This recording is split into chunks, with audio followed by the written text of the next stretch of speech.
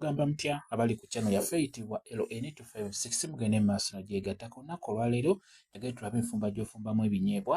Mu nfumba eno gy'ogenda okulaba tugenda kufumbiramu ekyennyanja ekikalu. Beera nga weetegereza ku misigiri, teekako essefuliya, leeta amazzi agookya. Tugenda kutandika n'amazzi agookya nga bw'olaba. Teekamu matonotono, omala okuteekamu amazzi agookya teekamu ebinyeebwa. Tugenda kufumba ebinyeebwa bye bayita ebinyige nga bw'obiraba.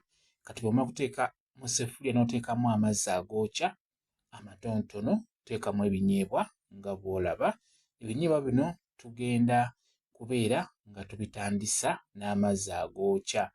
Ekiri eri ggwe osobola okutandika n'amazzi amabisi, naye nze njagadde nkulage ng'osobola okutandika n'amazzi agookya.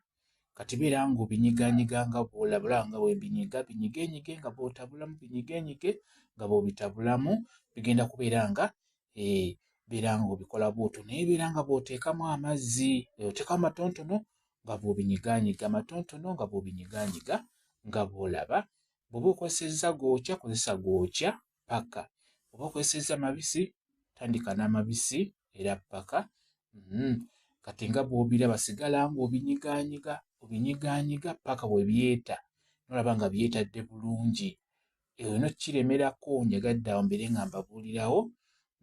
Binyigenyige nga bw'oteekamu amazzi agookya paka bw'olaba nga ye ssupu gw'oyagalamu oba nga ge mazzi g'oyagalamu mu binyeebwa ebyo bye tuli mu kufumba. Kati bw'olaba nga omaze obbinyiganyiga nga bw'olabye, osobola okutandika okuleeta ebirungo. Tugenda kussaamuko ku birungo, kati bireete tutandike. Tandika ne kaloti gwoba osooka naye okuteekamu. Teekamu kaloti, oteekemu ennyaanya, oteekemu akatangawuuzi akatintini, oteekemu ne ku galiki. Sooka oteekemu ebyo obitabuletabulemu nga bw'olaba. Bitabuletabulemu era nga bw'obinyiga ebyo byennyini ebirungo, nnyaanya nga bw'olabye, kaloti, omunnyu togwerabira. Byentaddemu by'oba oteekamu, ebinyeebwa bigenda kuwoomera bulungi nnyo. Kati oluvannyuma era osobola okuteekamu obutungulu nga bw'olaba. Bw'omala okuteekamu obutungulu oteekamu ne green pepper. Kiba kimala awo ku ebyo ebirungo by'otaddemu biba bimala.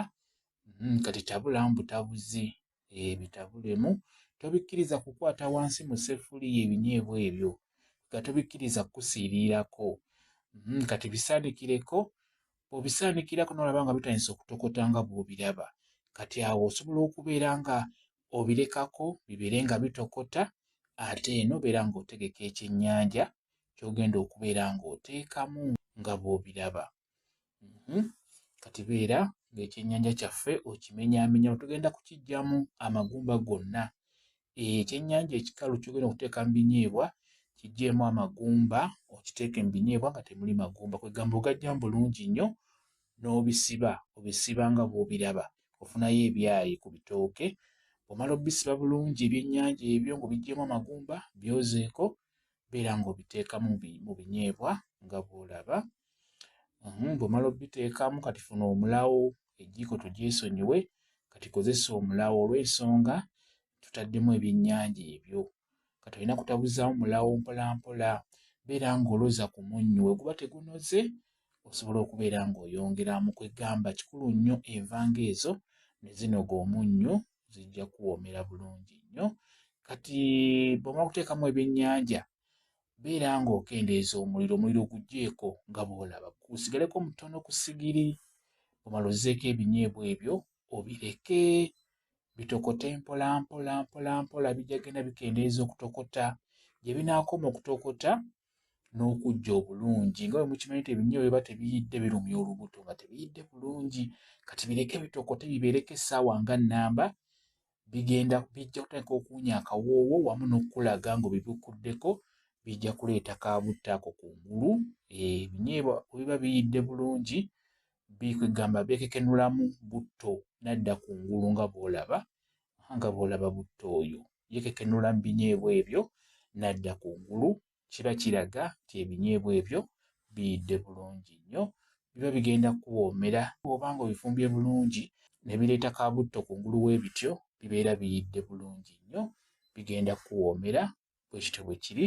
mwebale kubeera ku channel yaffe eyitibwa LN256 mugende maaso nogyegattako mubeere bulungi mweraba.